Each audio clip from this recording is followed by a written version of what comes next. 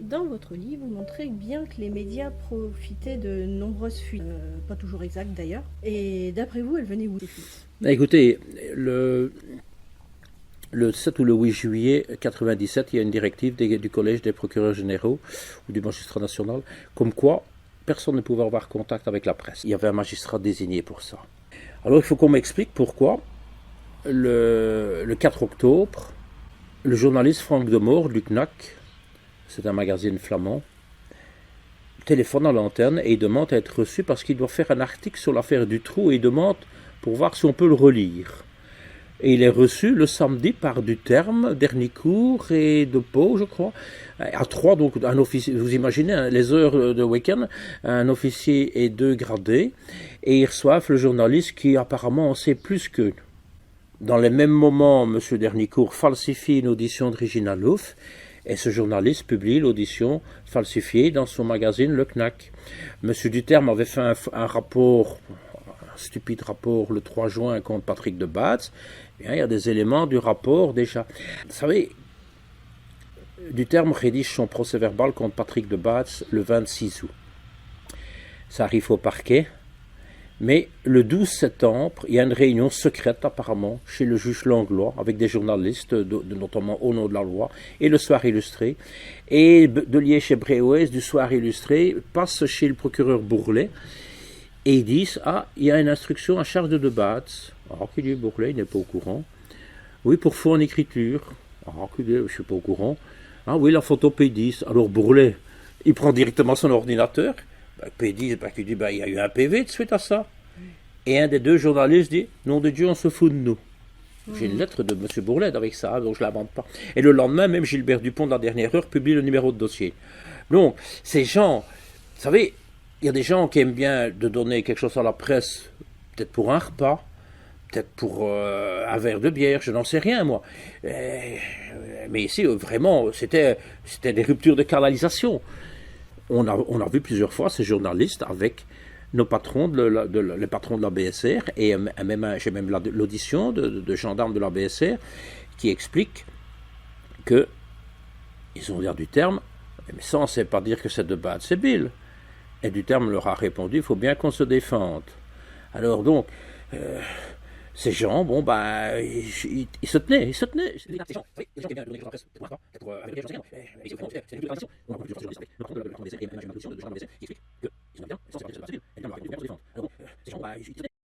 La justice bruxelloise, naturellement présidée par Luc Hénard, je suis content, il y a eu les élections et il n'est pas passé, parce que monsieur se voyait déjà ministre de la Justice. Eh bien, j'espère que jamais ce type ne sera jamais ministre de la Justice. Ce magistrat a vraiment pris position pour les journalistes contre tous les articles crapuleux que ces gens ont écrits, alors qu'en première instance, ils ont été condamnés, alors qu'en appel, le parquet général demandait la confirmation du jugement, et 5-6 ans plus tard, le juge Luc Hénard a réduit tout à néant, et c'est nous qui sommes condamnés. Alors, ça aussi, c'est de la saloperie. Ouais. Je n'ai pas d'autre mot, je m'excuse, je n'ai pas d'autre mot pour qualifier ces gens-là. Votre intime conviction, avec tout ce que vous avez eu comme preuve entre les mains, tout ce que vous avez vu, le recul des années passées, que diriez-vous aujourd'hui? Dutroux, prédateur, isolé ou fournisseur d'enfants pour un réseau ou une organisation ou autre chose? Écoutez, je suis passé, mon livre est sorti à la foire du livre à Bruxelles au début avril. Et le jeudi soir, j'avais rendez-vous sur LN24, une chaîne en Belgique, avec Pascal Vrébos, et qui était là, Xavier Magny, qui était l'avocat de Marc Dutroux. Et quand j'ai parlé, Pascal Vrébos s'est retourné vers l'avocat et lui a demandé qu'est-ce que vous pensez de ce que M. Bill dit. Et l'avocat a répondu, il a raison. Alors il vient encore de donner une interview d'une heure il y a un mois. Et je crois que on est tous sur la même longueur d'onde. Dutroux n'est pas un pervers isolé. Dutroux travaillait certainement parce que les rentrées d'argent, je ne sais pas comment il a pu avoir des maisons et tout ce bazar-là en ne faisant pas grand-chose. Donc je suppose qu'il y avait des revenus, puisque quand on voit que dans les heures qui suivent la champignonnière, on rentre 200 000 francs, oui, après, quand il y a eu d'autres enlèvements, apparemment on retrouve aussi de l'argent. Donc là aussi c'est une question. Bill, moi le gendarme Bill, je vois que Dutroux reçoit les 200 000 après la champignonnière, et Dernicourt qui a fait aussi l'enquête fiscale, qui a interrogé Dutroux sur ses comptes, lui, il ne trouve pas ça. Alors, il y a quand même de sérieuses questions à se poser. Et on travaille dans le même service. Non, il y a des choses invraisemblables. Je ne sais pas. Pour moi, il n'y a qu'une commission parlementaire, mais pas une simple, pas rien qu'avec des politiciens. Et moi, je trouve qu'il faudrait avoir des magistrats là-dedans. Il faudrait avoir des policiers, des avocats, des civils, des citoyens, des parents d'enfants. Et moi, je veux bien parler pendant une semaine. J'ai pas besoin de papier. Je veux bien leur parler. Ils me donnent un écran géant. On pousse sur le bouton, on le renvoie. Parce que, outre mon livre, maintenant, j'en ai fait un autre qui fait déjà 3000 pages avec une table de matière qui reprend tous les documents. Vous allez me dire, mais enfin, 3000 pages, qu'est-ce qu'on peut mettre là-dedans? Quand vous avez Madame Sommers qui fait un faux rapport le 22 juillet de 3-4 pages. Elles sont dedans. Quand elle fait une audition le 15 octobre, elle est dedans. Elle refait une audition le 19 mars, c'est dedans. Mais quand vous lisez tout ça, vous dites, mais ça fait 3 versions différentes. En Belgique, ils n'oseront jamais faire une commission parlementaire. La vérité, elle est morte. Il y a trop de gens impliqués là-dedans. Moi, je suis étonné qu'il y a 4 mois que mon livre est sorti et qu'il n'y a personne qui se plaigne. Je pense que je vais finir par croire que j'ai écrit la vérité. Il y en a pas un qui me dit, tiens, c'est pas vrai, c'est pas vrai, c'est pas vrai. Non, vous savez, moi je n'ai pas l'habitude d'écrire sans preuve.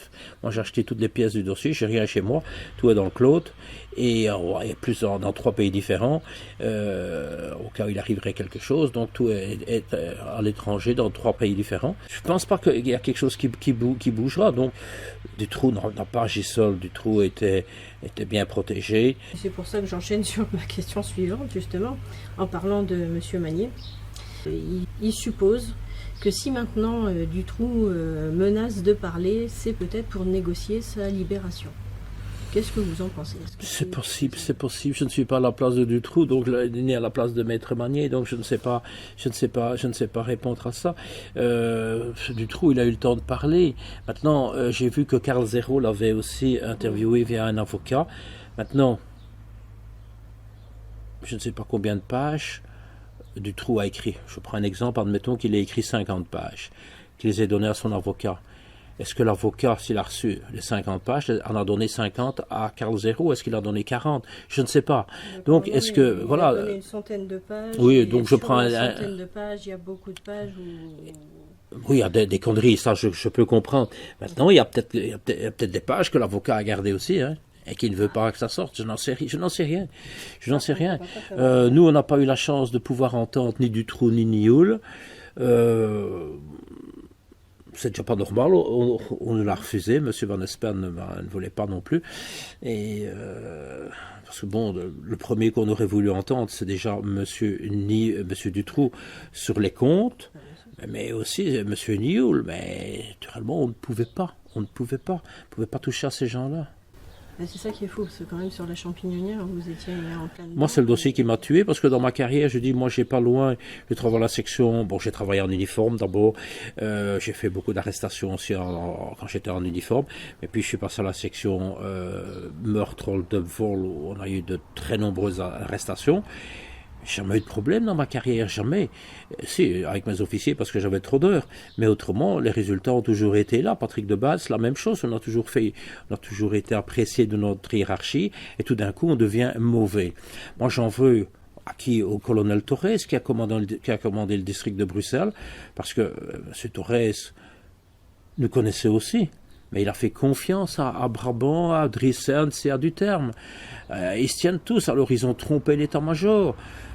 Mais Driessen, directeur du personnel, quand vous voyez que ce type écrit le 3 avril 1998, il a écrit au procureur général, depuis lors l'instruction s'est poursuivie et d'autres dossiers se sont joints au dossier du juge Pignolet. Il envoie ça au procureur général. Le 15 mai, le procureur général il lui fait une réponse et il lui dit plus de débat, c'est plus de bill, Mais il ne dit pas, il n'y a pas d'autres dossiers, ou c'est vrai qu'il y a d'autres dossiers, il n'en parle pas. Nous, on a cette lettre, on va chez Pignolet, on dit il y a d'autres dossiers. Non, il dit non, qu'il n'y a pas d'autres dossiers. Alors, j'écris au colonel du Châtelet, je lui demande, je peux avoir la liste des autres dossiers. Répond pas, rappelle, répond pas. Après, il rappelle, et qu'est-ce qu'il me dit? Ah, il n'y a pas d'autres dossiers. Qu'est-ce qu'on fait? On va à la police des polices, au comité P. On dépose plainte contre Richard Drissens pour info. Richard Drissens, qu'est-ce qu'il dit? Ah ben, il n'y a pas d'autres dossiers. C'est le colonel Brabant qui m'a dit ça. Mais j'ai pas vérifié. Donc, la logique aurait été de... Brabant vient un peu ici. Confrontation. Ça s'arrête là. Voilà. Ils sont tenus tous. C'est gros, c'est ignoble, c'est grotesque. Mais... Donc, je ne sais pas, vraiment... C'est dur, hein. C'est dur à vivre cette affaire parce que moi, jusqu'au dernier jour de ma vie, je l'aurais en tête. Je suis dans mon jardin, je suis dans ma voiture, je suis dans ma piscine, je suis n'importe où, je suis devant la TV. Je pense à cette affaire que, en me disant, mais pourquoi? Qu'est-ce qu'on a fait?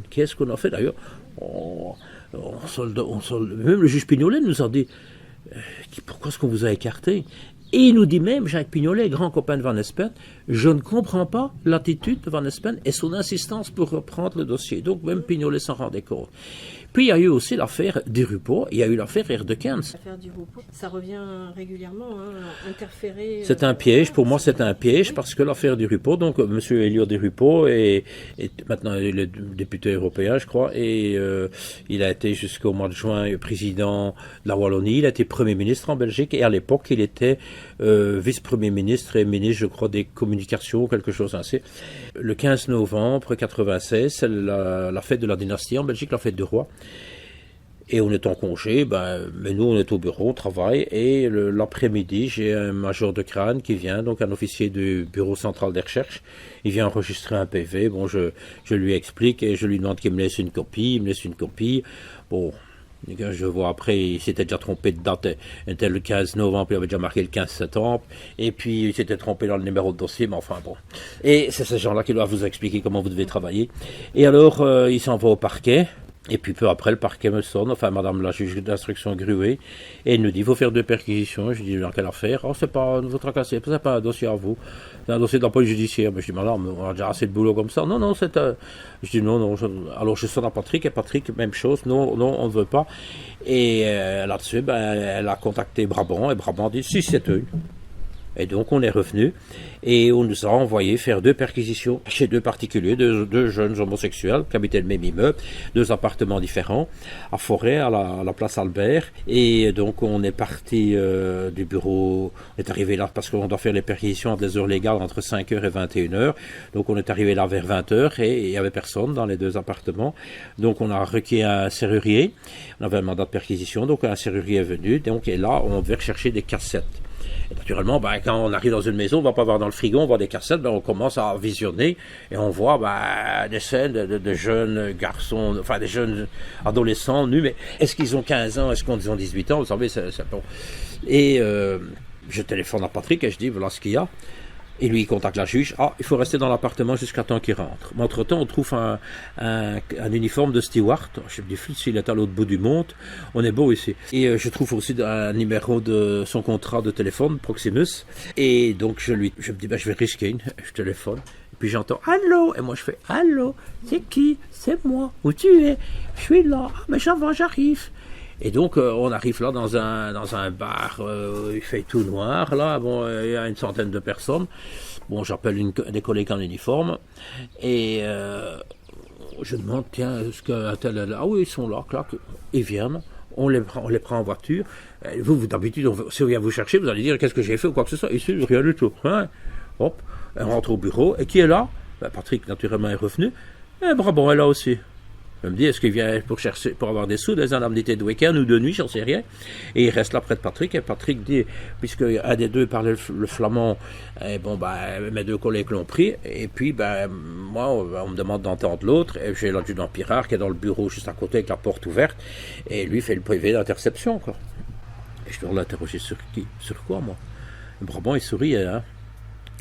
J'ai dit, j'ai rien, moi je sais même pas pourquoi. Parce que déjà dans la voiture, j'ai dit, tu sais pourquoi tu es là? Non, qui me dit, je dis, ça commence bien, moi non plus. Et puis, je regardais, je vois le PV de Crâne devant moi, et puis je vois que il va y avoir, il parle de fuite dans la presse, mettant en cause des hommes politiques, et puis il évoque des annexes, mais il n'y a rien. Je vais vers l'étage, je vais voir mes deux collègues, j'ai dit alors, rien. Il nous a dit qu'il avait vu graffer des Rupeau, mais sans plus.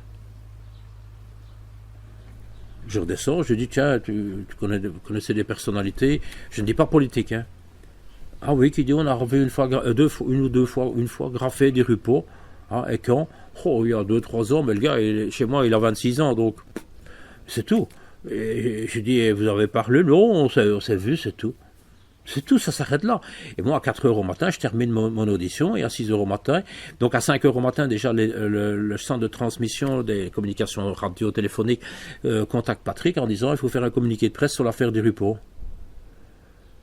Patrick dit, mais quelle affaire du Rupeau? Naturellement, Brabant n'était pas resté là, il était remonté dans son bureau. Peut-être que, il a peut-être téléphoné à ses amis. Moi, j'en sais rien, moi. Je sais pas ce qu'il a été faire dans son bureau. Nous, quand on travaille, ça dérangeait. Mais lui, il peut être là, quoi. C'est le patron, on n'a rien à dire. Et donc, la presse, à 6 heures au matin, annonce que la BSR travaille dans l'affaire du Rupeau. Et c'est comme ça que l'affaire du Rupeau démarre. Et donc, on est le samedi 16 novembre 96. Et donc le lundi, le 18, le procureur général écrit au président de la Chambre pour dire qu'il y a assez avec les auditions, qu'il y a assez pour enquêter sur des Rupeau, et on envoie toute l'affaire se met en route. Le 28 novembre, je vais au parquet pour autre chose, chez Paul Sommers encore une fois, et elle me donne une apostille avec un PV, et elle me marque « Des enfants seraient-ils en danger dans cet appartement ?» Et c'est un dossier qui vise Elliot Desrupeaux. Bon, je rentre au bureau, j'apprends qu'on déménage. Ah, on déménage, on va 200 mètres plus loin, on a créé une antenne, on a le bureau et tout. Ok, le lendemain, hop, on est installé. Du terme, personne ne travaillera le week-end. Je dis, moi je travaillerai. Personne ne travaillera. Je dis, moi je travaillerai. J'ai un papier ici, on me demande si les enfants seront en danger. Moi je ne vais pas attendre. Ouais, bon. Le samedi, j'entends une personne, le dimanche, j'entends l'autre personne, et le lundi matin, voilà, monsieur de Gemep, en personne, pas chez madame Sommer, je vais chez Benoît de Gemep, voilà, monsieur de Gemep, s'il vous plaît, au revoir. Je n'attends pas mon reste, je pars. Donc, moi, en somme, ça se dégonflait.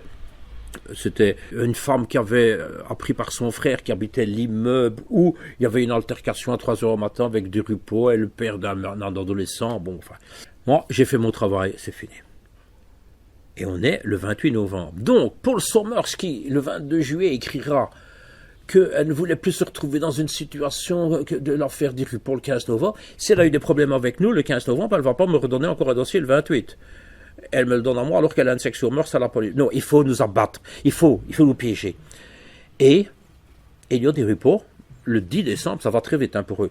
Le 10 décembre, à raison ou à tort, j'en sais rien, il est mis hors cause par la Cour de cassation devant le Parlement, donc lui, tranquille.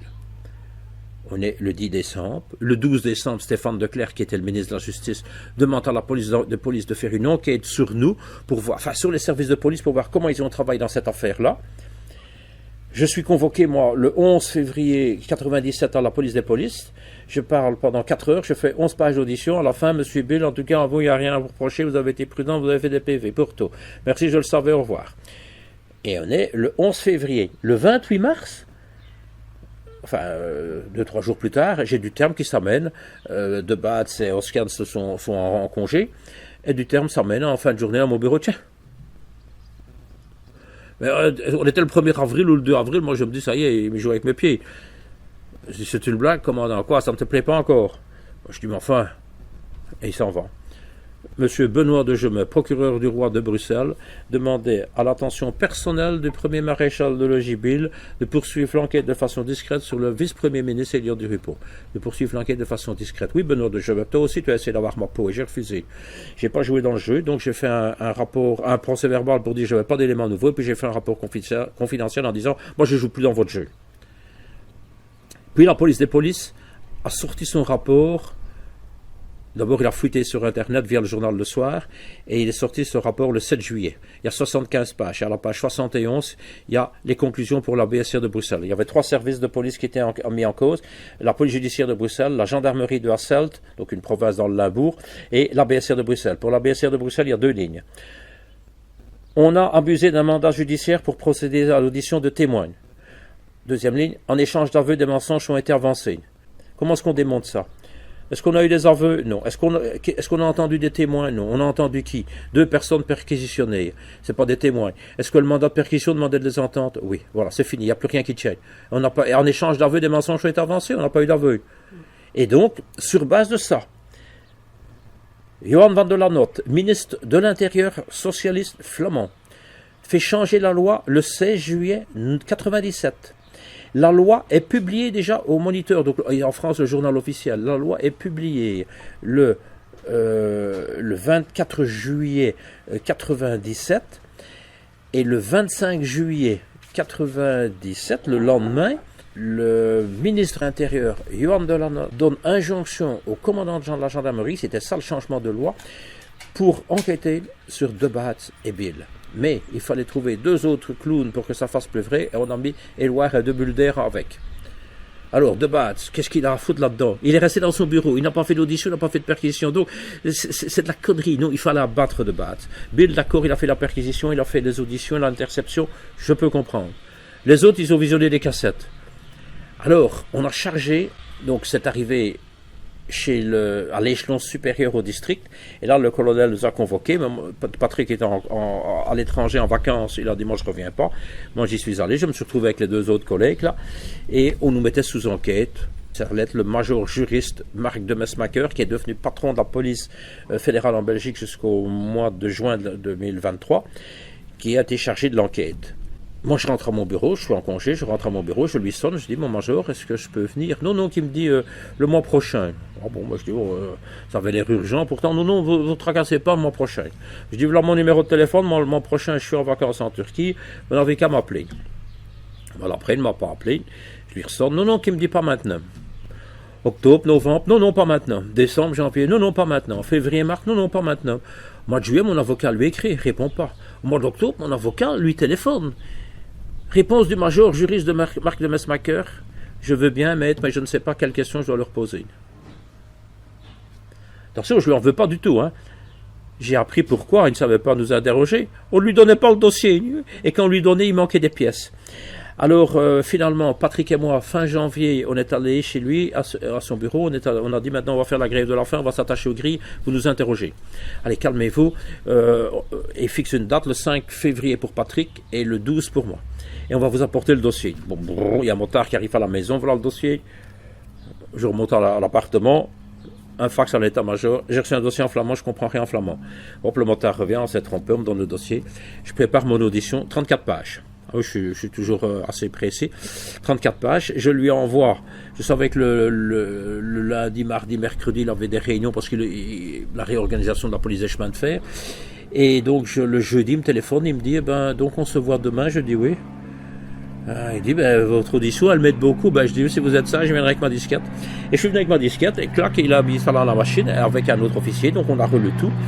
Et après, il me pose juste une question, il me dit, comment elle s'appelle l'adjudant dans le bureau à côté? Je l'adjudant Christian Pirard. Ah bon, qui dit, écoute, moi je ne veux rien te reprocher. Et donc là, on est en février 99.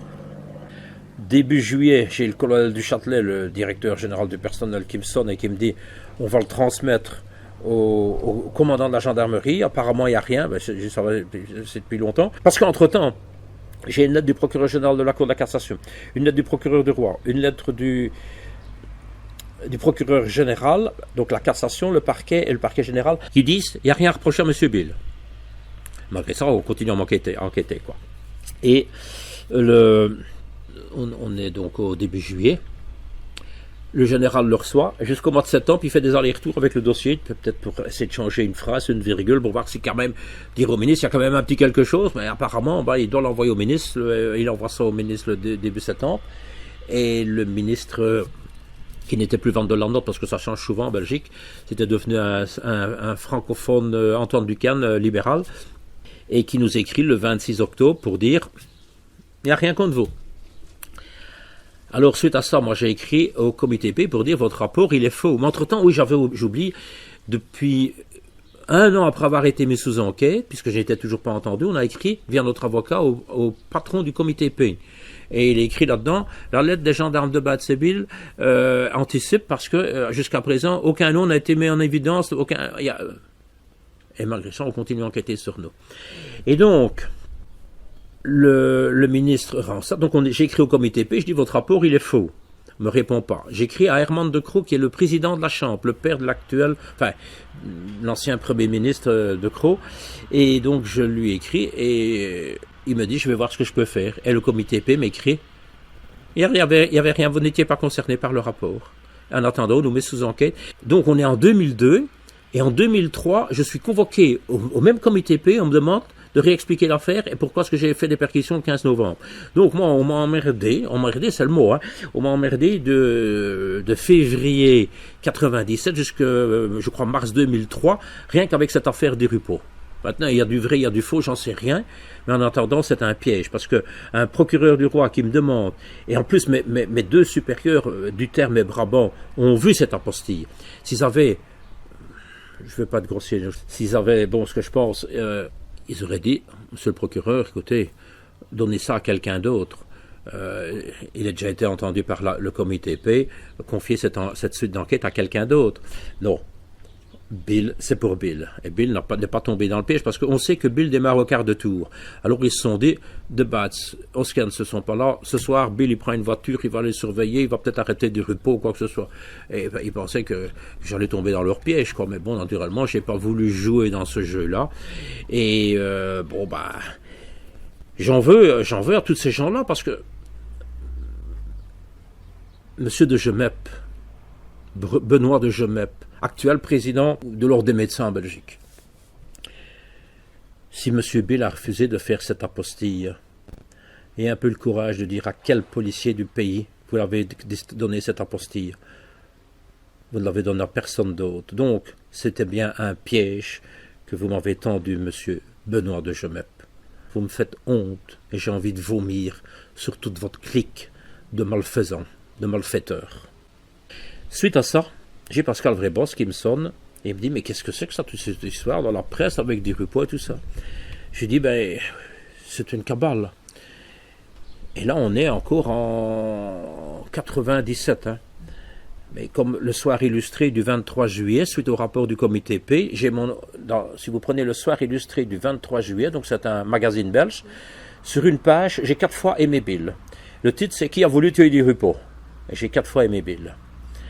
Alors, Pascal Vrébos, quand il voit ça, il me dit, je dis, est-ce que toi qui connais tant de monde, tu ne pourrais pas t'arranger, je voudrais bien rencontrer des Rupeau, lui expliquer de vive voix ce qui se passe. Il m'a dit, je vais voir ce que je peux faire. Et un dimanche, Pascal me téléphone et il me dit, est-ce que tu sais venir ce soir avec de base? Je dis oui. Tu viens à mon bureau, là on parle loin du palais de justice, et Patrick et moi, on s'y rend, et qui arrivent là, 2 députés, Patrick Moriot et Clotaire de Cairns, donc 2 membres de la commission parlementaire, bien que Moriot, comme je l'ai dit, avait arrêté au mois de mai. Et donc on se présente, et on dit, on est les gendarmes qu'on parle tant dans la presse pour l'instant, avec les dossiers X, mais on ne vient pas vous voir pour ça, on doit passer à la commission parlementaire, et on a appris qu'on allait être fusillé par les socialistes parce qu'on nous prend pour des monteurs de dossiers. Et on leur explique un petit peu. Ah bon? Ça va qu'il dit de Cairns, je vais voir ce que je peux faire, je vais voir avec le président pour essayer de vous passer à la commission. Je dis non, il n'y a pas besoin, c'est prévu, on a déjà été reçu par le conseil Maric, c'est prévu, on attend juste la date. Et le 14 octobre, on se présente à la commission, on parle pendant 4 heures, de 16h30 à 20h30, et Clotaire de Cairns, un député bourgmestre, il a même été un petit peu ministre, probablement peut-être en remerciement de tout ça, Clotaire de Cairns, donc ce jour-là, quand on a fini notre audition, il vient près de nous avec Charles Janssens, qui est le remplaçant de Patrick Moriot. Charles Janssens, qui est un député bourgmestre à Soumagne, une autre commune de Belgique, et il nous emmène dans le bureau d'Air de Cairns et il nous offre un verre. Je ne crois pas qu'il y en a beaucoup qui sont passés à la commission, qui sont passés pour un verre après. Je ne vois pas du terme sortir après avoir été boire un verre. Bon, à moins qu'ils étaient torchés, peut-être, j'en sais rien. Et donc, on va boire un verre, et il donne même des petits gâteaux. Il me dit, vous pouvez rester ici. Nous, on retourne travailler parce qu'on a encore plusieurs personnes à voir ce soir.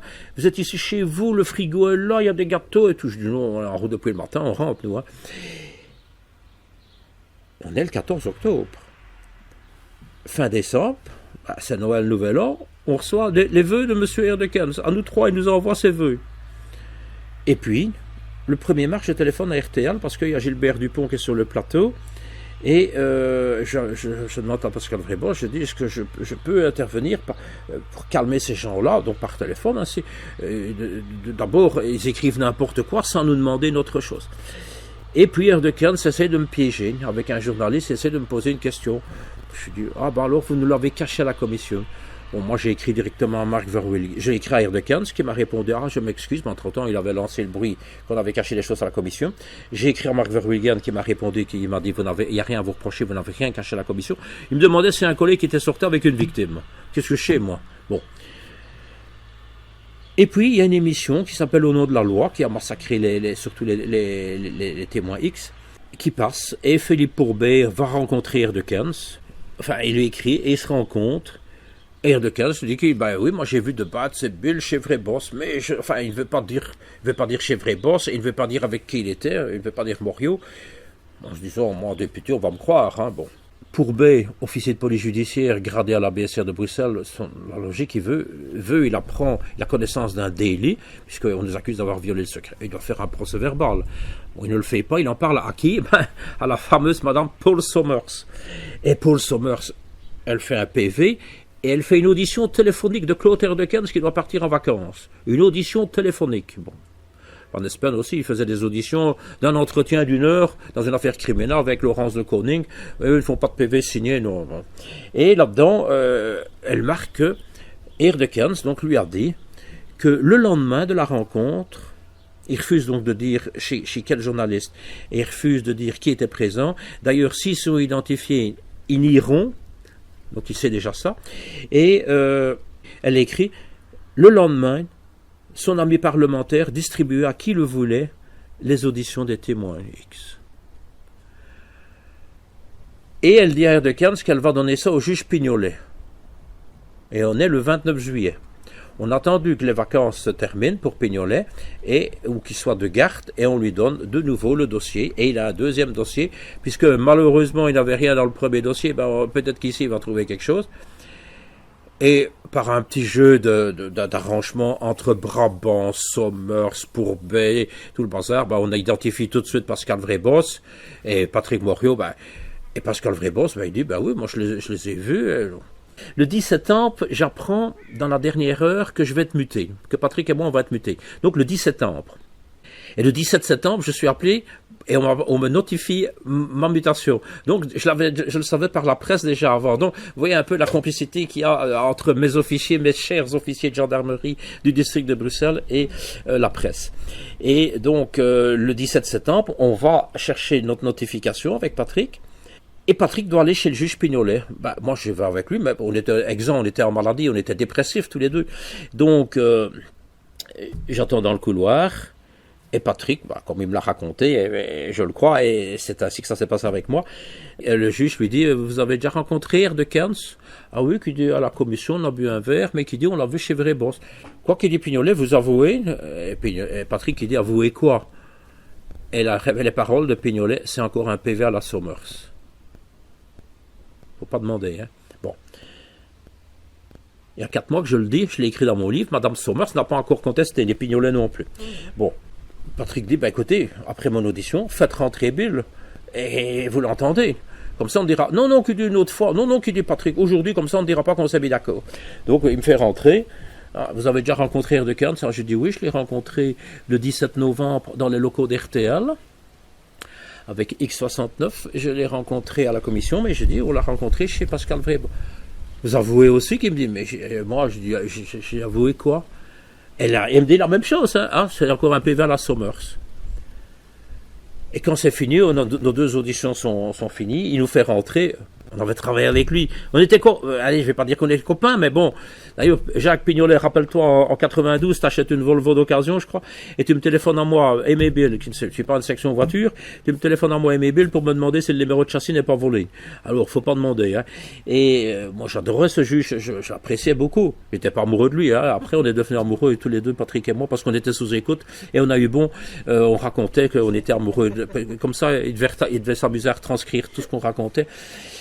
Et donc après, il nous fait entrer, hein, et il dit, ben moi, d'après mon enquête, qui dit, l'affaire du Rupert, c'est soit pour faire tomber le gouvernement, soit pour faire tomber du Rupert, ou alors c'est du Rupert lui-même qui a monté ça pour devenir inattaquable. Il nous dit ça le 17 novembre 98, et le 11 février 99, la veille de mon audition par Marc de Mesmacher, qui me téléphone tout de suite dans mon bureau, dans une demi-heure à mon bureau. Je dis, pourquoi la fait dans mon bureau? Il venait d'avoir l'ancien dossier de Madame Gruet, et il nous rappelait. Je me dis, tu m'emmerdes, Pignolet. Je réponds à toutes ces questions. Je dis, maintenant, moi, je vais vous faire acter. Non, maintenant, il est 14h, on doit manger, il dit, hein, ma greffière a faim. Je dis, ben ça va, je veux vous voir après. Et à 15h, je refais une nouvelle audition, et j'ai 17 points, et le point 17, c'est, je vous rappelle que le 17 septembre, vous nous avez dit à nous suspects que selon votre enquête, c'était peut-être des Rupert lui-même qui avait monté le dossier pour devenir inattaquable. Et je lui ai fait acter. Moi, j'invente pas ça en 2024. Hein. J'ai pas eu besoin de tout ça pour faire mon livre. C'est la réalité. Et c'est peut-être pour ça que maintenant, ils se disent, ce con-là, il a toutes les pièces. Et oui, puisque j'ai acheté toutes les pièces, tous vos faux en écriture de Van O'Donoghue, de Pignolet, parce que Jacques Pignolet aussi a fait un faux en écriture, puisque le 18 décembre 1998, le jour où Richard Drissens écrit qu'il ne sait pas dire si on a fait des fautes, ben Pignolet nous refuse l'accès à son dossier, parce qu'il dit qu'on n'est pas impliqué, que ce n'est pas notre charge. Mais, en octobre et en novembre, il avait eu des réquisitions complémentaires pour violation de secret professionnel à charge de Debatz et Bill. Donc le dossier n'était plus à charge de X, il était devenu à charge de Debatz et Bill. Et il nous refuse le dossier avec une fausse ordonnance, parce que M. Bourlet a vu ce document, et M. Bourlet n'est pas n'importe qui, c'est un procureur, et il m'a dit ça c'est un faux en écriture. Ah oui, il fait une fausse ordonnance. Alors Jacques Pignolet, toi aussi tu as fait des fautes, tu as voulu couvrir ton copain Van Espen. Ils sont tous, c'est une véritable association de malfaiteurs. Je n'ai pas d'autre mot pour les qualifier, une coalition de fonctionnaires. Ces gens me dégoûtent. Et c'est eux qui ont saboté toutes les enquêtes criminelles, des enquêtes graves. Et ça, jamais, moi je ne les pardonnerai. Bon, j'espère qu'il y en a d'autres qui seront du même avis. Vous savez, Jacques Pignolet, j'appréciais beaucoup ce juge. Je me souviens, le 7 décembre 1999, on passe à la chambre du conseil. Et donc, quand on passe à la chambre du conseil, on avait été d'abord voir le dossier. On avait vu qu'il y avait un réquisitoire de non-lieu à charge de 3 personnes. À charge de Debatz, à charge de Bill et à charge de X. Et X, il avait fait 7 faux PV. On mettait les numéros de PV. Mais les autres PV qu'elle citait, c'est moi qui les avais rédigés. C'était des PV de 3 lignes qui disaient on joint au présent l'audition de XA d'une telle date. Alors on est allé voir la vieille première substitut au parquet de Bruxelles, Madame Dieudonné, responsable de la discipline. On arrive dans son bureau, fou furieux naturellement, enragé. Je dis, c'est quoi ça? C'est pas vous n'avez rien fait. Mais je dis, mais alors pourquoi est-ce que vous avez écrit qu'on a fait 7 faux PV? Il y a 7 faux PV. J'étais obligé de mettre quelque chose. Je lui ai répondu, tu n'es qu'une vieille charogne. Je suis rentré à la maison, je lui ai fait un fax. Elle m'a répondu donc suite à l'aimable entretien, elle m'a répondu qu'il n'y avait jamais eu de dossier de faux en écriture à notre charge. Donc elle prend des réquisitions de non-lieu pour la violation de secret professionnel. On arrive à la chambre du conseil, il y a le greffier, il y a le président, il y a le ministère public, une dame, et il y a Jacques Pignolet. C'est dommage que la télévision n'est pas là, parce que c'est à huis clos. Et je vois encore le Jacques Pignolet.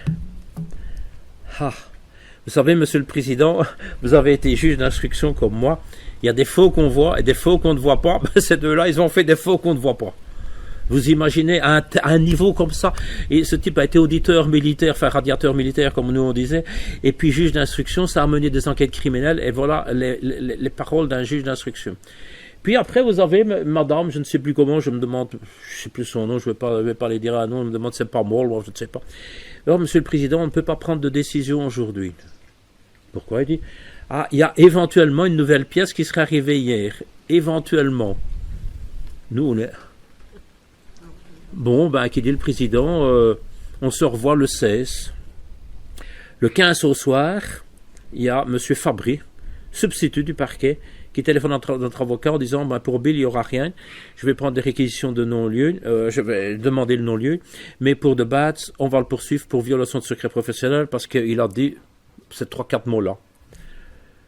Bon, l'avocat nous téléphone, nous, toute la nuit, on cherche dans la presse, dans les interviews données par d'autres personnes.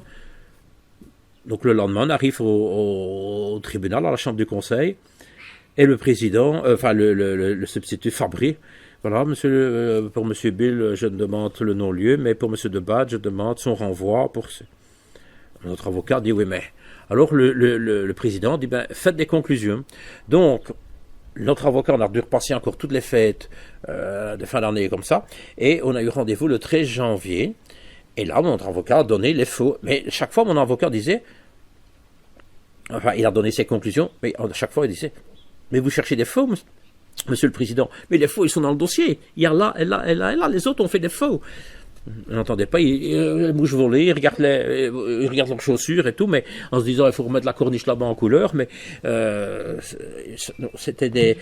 Et puis le président dit, vous reviendrez le 20, et le 20, on passe la porte, et oui, c'est le non-lieu, inquiété. Voilà. Et donc, on a passé 4 fois en chambre du conseil, parce que normalement, le parquet, quand il prend des réquisitions, il ne va pas aller contre ses propres réquisitions. Or, ici, on vous fait croire, parce que on vous fait croire qu'il y a une nouvelle pièce. Donc, suite à ça, mon avocat a écrit est allé voir le procureur du roi, et moi j'ai écrit au parquet général, et on a eu tous les deux la même réponse, il n'y a pas de nouveaux documents.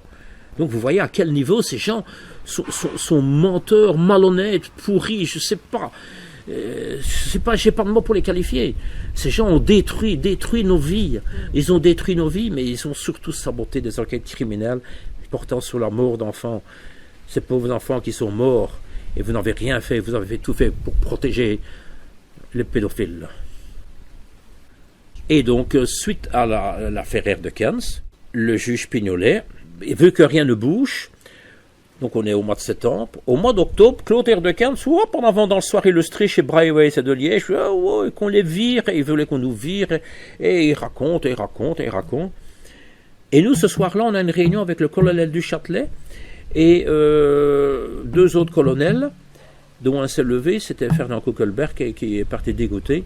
C'était du chantage du colonel du Châtelet. Il voulait qu'on retire nos plaintes, surtout celles contre des officiers. Et il nous donnait une belle place. Il mettait Patrick, chef de la BSR à Bruges, et moi, il me mettait à Wavre. Et Patrick a dit, je ne connais pas la langue, le flamand de Bruges, qu'il dit, pour se foutre de lui. Et donc, on est parti. Et en sortant de l'état-major, on entend à la radio que la presse, on a parlé à la télévision belge, Erdekens, on entend blablabla. Et le 28, il y a une confrontation, Pignolet nous convoque. Et le 28 au matin, je vois dans le soir illustré que Erdekens, de nouveau, et on explique là-dedans qu'il va y avoir des avancées dans l'enquête. Donc, il ne faut pas demander, c'est pas moi qui vais leur téléphoner pour dire. Et donc, on me convoque avec Patrick, et le juge nous demande d'attendre. Puis on voit sa greffière sortir, et elle revient avec Erdekens. On peut discuter le coup entre eux deux, le juge et Erdekens, 10 minutes, je ne sais pas ce qu'ils se racontent. Et puis, on fait rentrer et on met devant Erdekens. Mais je dis, mais où sont les 2 autres personnes, M. Moreau, M. Vrebos? C'est moi le juge, c'est moi qui décide.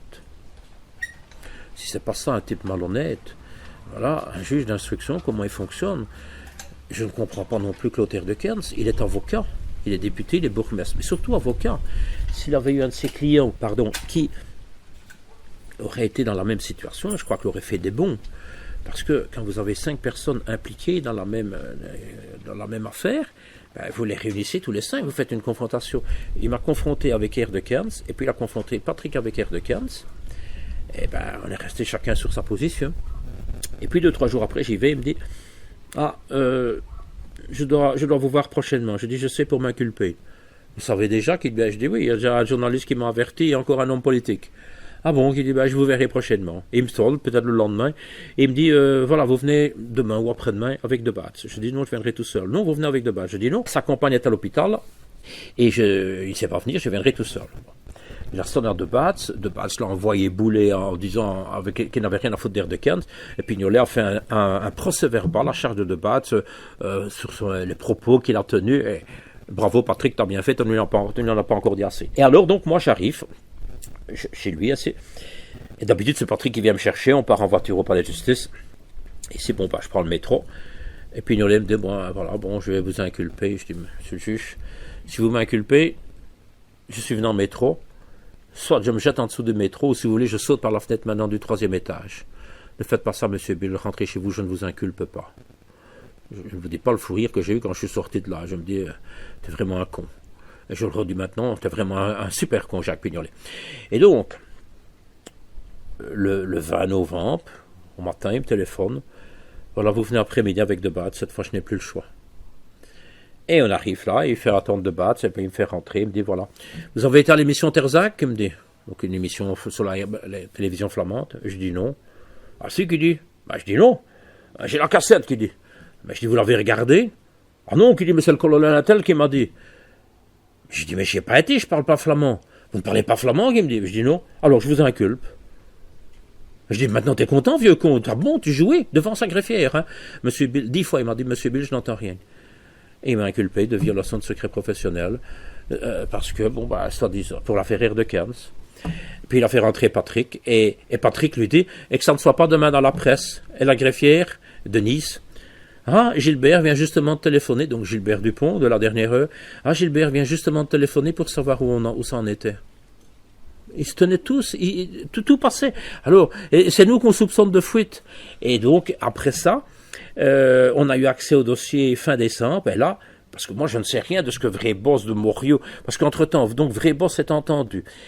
Suite à l'article dans la presse, Vreboss et Morio écrivent tous les deux au juge, pour dire que c'est faux. Vreboss est réentendu, Morio est réentendu, donc ils sont entendus 2 fois, chacun, plus une lettre chacun pour dire que c'est faux ce qu'Air de Kent raconte, et malgré ça, ils nous inculpent. Alors moi, je vais lire le dossier, je découvre toutes ces lettres-là, tous ces bazars-là, et le montage avec Pourbet, Sommer, c'est tout le bazar, et je me dis, je comprends quand Pignolet nous dit que c'est un PV à la Sommer, c'était vraiment un PV à la Sommer. Et au mois de janvier, je me vois encore, je suis à Kuckelberg, place de Bastogne, un vendredi vers 17h30, mon téléphone sonne, et c'est monsieur Bill, oui, c'est Benoît de Gemeux, procureur du roi. Ah oui, monsieur le procureur, oui. C'est pour vous dire que je vais prendre des réquisitions dans le dossier, il n'y a rien. Je dis, ça je savais. Et il a encore attendu 6 mois, il a pris des réquisitions de non-lieu. Et on est passé au tribunal le 26 ou le 28 octobre, on a eu le non-lieu. Et un mois plus tard, Clotaire de Kern s'est interviewé. Et il dit, je suis bien content qu'ils ont eu le non-lieu. D'ailleurs, moi, je ne les ai jamais dénoncés. Alors, pour les 20 ans de l'affaire, je lui ai écrit, donc le 20 novembre 2018, je lui ai écrit à 5 heures au matin pour lui dire, monsieur, il y a 20 ans aujourd'hui, avec vos mensonges, que j'ai été inculpé. Alors, il m'a écrit, je ne sais pas qui vous êtes, rappelez-moi l'histoire. Alors, je lui ai raconté, alors il m'a dit, je vois que vous avez de la rancœur, vous avez dur de faire votre deuil, enfin, je vous suggère de faire votre deuil. Et puis, j'ai attendu les 25 ans de l'affaire, et donc le 20 novembre 2023, donc il y a quelques mois, il y a moins d'1 an, je lui ai écrit, et là il m'a dit, mais je ne sais pas d'où vous sortez tout ça, moi je connais rien à cette histoire, et ce type est maire dans à Andenne depuis 1900, je crois depuis 73, donc 73. Donc vous imaginez, il y a 50 ans qu'il dirige la commune, maintenant apparemment, il n'est plus le bien, enfin il y en a beaucoup qui se méfient de lui, mais vous imaginez un avocat, député, bourgmestre, avec des mensonges pareils, et peut-être que c'est grâce à ça qu'il a eu une place de ministre quelques années plus tard, je n'en sais rien, mais je trouve vraiment malhonnête. J'ai eu de la chance, Patrick et moi, on a eu de la chance que Patrick Morio, c'était un député socialiste, parce que, admettons que ça aurait été Vincent de Crolly, qui était un député écolo, ou un catholique, ou je ne sais pas moi, un autre d'un autre parti, on aurait pu dire, mais ici, vous avez 2 députés bourgmestres socialistes, francophones, avec deux versions différentes. Et Patrick Morio, que je remercie et que j'espère qu'il repose en paix, je ne sais que les remercier, lui et Pascal Vrébos, d'avoir été honnêtes. Pascal Vrébos a été... Ils ont dit la vérité. Ils n'ont rien à gagner de ça. Mais c'est honteux et j'en veux. Mais alors en mort au juge Pignolet, je lui crache dessus. Je m'excuse, mais je ne sais pas faire autrement. Parce que quelqu'un, s'il avait été honnête, Jacques Pignolet, tu aurais fait une confrontation avec les 5 personnes. Et là, ton dossier s'écroulait. Tu en avais 4 qui allaient dire blanc, et non, tu as écouté ce con qui disait noir. Je ne sais plus avoir de respect pour ces gens-là. Pourtant, j'en ai eu pour Jacques Pignolet. J'aimais bien ce magistrat. Je ne serais jamais passé au palais de justice, naturellement, si la porte était fermée. Mais si je passais au palais de justice, parce qu'on allait quand même régulièrement voir des magistrats, si la porte était ouverte, monsieur le juge, on parlait 2 minutes. J'appréciais. Mais d'ailleurs, pendant son instruction, un jour, il nous fait rentrer. Ah, regardez, voilà ce que je fais pendant mes loisirs. Il nous montre, c'est les dons du sage qu'on appelle ça, je copie. Et moi, tout con, je lui dis, mais notre dossier, vous l'avez copié sur quoi? Un jour, Patrick ne savait plus relever la tête et il était plié. Et il y a le juge qui nous dit, votre dossier, qui dit, il remplit mon armoire. Et moi, bêtement, je lui dis, heureusement que vous n'enquêtez qu'à charge, vous enquêteriez en décharge, il y aurait plus de place dans le bureau. Mais oui, il a fait une enquête à charge, c'est de la malhonnêteté, mais il était couvert. Maintenant, je lui en veux parce que il est juge d'instruction, c'est pas un enfant, c'est pas un nouveau. Il aurait pu dire, il aurait pu balayer les ordres supérieurs, mais il a bien joué son jeu. Et Van Espen, il a bien couvert, parce que M. Pignolet, quand vous signez une audition de Jean-Claude Van Espen, qu'on ne sait pas si elle date du 3 novembre ou du 3 octobre, quand Van Espen raconte, parce que Van Espen a demandé, par apostille, de fin mai 97, qu'est-ce que Regina Louf prend comme contraceptif. Et mon cher collègue ivrogne de Pau, dans la voiture qu'il a conduisée au collège d'experts, conduite par Patrick, il lui a posé la question, elle l'a dit, un mot de 8 lettres. Lui, il a écrit Marvolan, M-A-R-V-O-L-A-N, Marvolan. Et Jean-Claude Van Espen, quand la presse révèle le 30 décembre que sa sœur, c'est la marraine du fils de Nioul, il demande son désistement. Donc, le 8 janvier 1998, il n'a plus le dossier. Il faut qu'on m'explique pourquoi.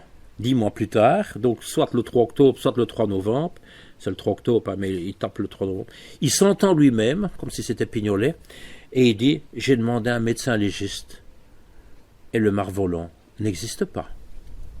Et là, M. Van Espen, vous avez raison, le Marvolan n'existe pas.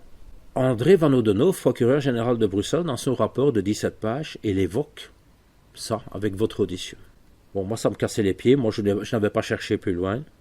J'ai questionné mon pharmacien. Et je lui dis, tiens, vous connaissez du Marvolan? Non, il me dit, et pourquoi? Je dis, ça serait un contraceptif. Non, pas Marvolan. Marvelon. Il y a 8 lettres, il y a 3 voyelles comme dans l'autre. Mais Van Espen déclare, écrit, qu'il a demandé à un médecin légiste, et que même pour un non-initié, ça n'existe pas. Alors, si Pignolet a réellement entendu Van Espen, il aurait dû lui dire, montre le rapport médecin légiste, il a fait un rapport de ça. Non, ils sont tous de mèche. Et c'est avec des choses pareilles qu'on a démoli X1. Donc, dernier cours a falsifié une audition. Joël Gérard a fait un faux PV pour la Libye de Weinstein. Van Espen, il fait ça avec le Marvolan. Tout ça pour dire que X1 n'est pas crédible. Alors, quand vous voyez, pour ceux qui l'ont peut-être vu à l'époque, la télévision belge avait filmé ça.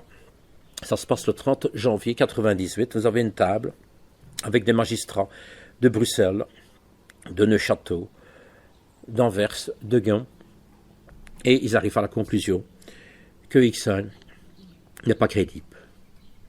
Donc nous sommes le 30 janvier. Alors il faut qu'on m'explique pourquoi le 2 mars, 31 jours plus tard, Jacques Langlois, juge d'instruction à Neuchâtel, demande au commandant du terme, j'ai le papier, je ne parle pas sans papier, demande au commandant du terme, avant de clôturer le dossier de X1, est-ce que tous les grands axes d'enquête ont été vérifiés? À part ça, ils avaient démoli XN. On l'a ridiculisé, on l'a fait passer pour une folle.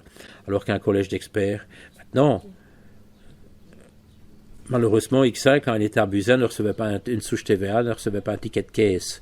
Alors bon, c'est facile, vous savez, manipuler quelqu'un. Si maintenant, moi, je vous demande qui était à votre communion et que vous me faites une liste de tels gens qui étaient à votre communion ou à votre mariage ou je ne sais pas quoi, et que 10 ans après, je vous le demande et je vais vous dire, t'es une menteuse, ta tante Germaine était à l'hôpital ce jour-là. Est-ce que c'est pour ça que vous n'êtes pas crédible? Alors, Regina Louf, elle en a tellement vu. C'est normal qu'il y ait des confusions. Elle n'a pas noté tout. Et donc, maintenant, si elle est folle, est-ce qu'on doit falsifier ses auditions? Quand vous voyez, Regina Louf, elle est entendue dans le dossier de Neuchâteau. Van Espen, je n'ai rien contre, mais ça aurait été la logique que ce soit le juge Langlois qui demande l'expertise psychiatrique. Et c'est Van Espen qui la demande. Il demande ça au mois d'avril. Il y a un collège qui est désigné. Et le 7 ou le 8 novembre, le 7 ou le 8 octobre, le collège rend son rapport. Le collège l'envoie au demandeur, donc à Van Espen. La logique serait que Van Espen leur donne directement une copie à Langlois. Eh bien non, il donne à Duterme et il donne à Pignolet. Duterme, qu'est-ce qu'il a à foutre de ça? Et Pignolet, qu'est-ce qu'il a à foutre de ça dans un dossier pour faux qu'il n'y a pas de faux? Bon. Et j'ai une lettre du 7 novembre ou du 8 novembre du juge Langlois au procureur Bourlet qui dit « J'ai reçu de commandant Duterme la traduction libre de l'audition du rapport du rapport psychiatrique. Je ne l'ai pas encore reçu de Van Espen. » Donc un mois plus tard, Van Espen ne l'a pas envoyé à Langlois et Duterme donne une traduction. Si Duterme aussi est honnête, il doit donner la version flamande et comme ça, Langlois peut demander un traducteur juré parce que, vous savez, on n'est pas dans une recette de cuisine ici. Hein. On parle, c'est médical. Donc, faire une traduction, c'est pas évident. Hein. C'est pas donné à tout le monde. Il faut que ça soit du précis. Alors, bon, moi, je l'ai fait traduire par deux. Donc, j'ai eu la version de Duterme, qui est plus bilingue que moi. Enfin, bon. Mais je l'ai fait traduire par deux officiers parfaitement bilingues. Et par trois bilingues. Et je me rends compte que la version que Duterme a donnée à Langlois, il y a des petites choses qui... Bon. Alors, ça ne va pas plus loin, mais c'est pas normal. C'est pas normal, il faut se poser des questions. Et tout ça, c'est des questions qui restent sans réponse. Que si demain il y a une commission parlementaire, et des gens devront s'expliquer. Mais qu'est-ce que vous voulez que ces gens répondent à ça? Moi j'ai la lettre de Bourlet, enfin la lettre de Langlois à Bourlet. Je ne l'ai pas inventée, elle est signée. Bon. Et j'ai la traduction libre. Alors, qu'une commission parlementaire prenne le vrai rapport, et qu'ils disent, mais qu'est-ce que c'est que ça pour un bazar? Mais Paul Sommers, qu'est-ce qu'elle raconte?